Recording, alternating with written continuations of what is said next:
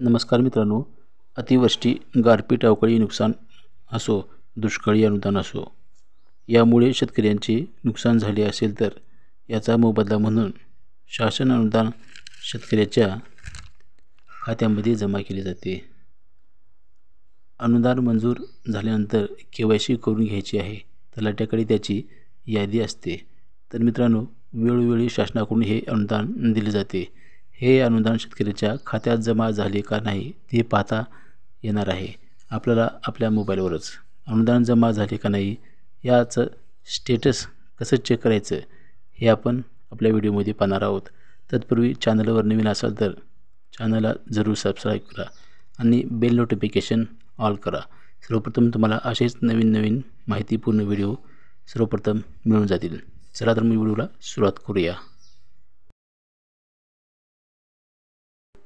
तर मित्रांनो, अतिवृष्टी, अवकाळी नुकसान, दुष्काळी अनुदान असो, कोणतेही शासनाचे अनुदान असो, हे पाहण्यासाठी आपल्याला आपले स्टेटस चेक कसे करायचे तर या वेबसाईटवरती यायचे आहे। त्याची लिंक डिस्क्रिप्शनमध्ये दिली आहे। इथे आल्यानंतर तुम्ही स्टेटस चेक करू शकता। स्टेटस चेक करायसाठी VK नंबर विचारला जाईल, तर इथे VK नंबर टाकायचा आहे। तर हा VK नंबर कुठे मिळणार, आपले स्टेटस चेक करू शकता। त्यासाठी तुम्हाला VK नंबर मिळवण्यासाठी तलाठ्याकडे जाऊन देखील मिळतो किंवा आपले महा ई-सेवा केंद्र इथून देखील मिळू शकतो। तर आपण आपले VK नंबर टाकून आपले स्टेटस चेक करू शकता।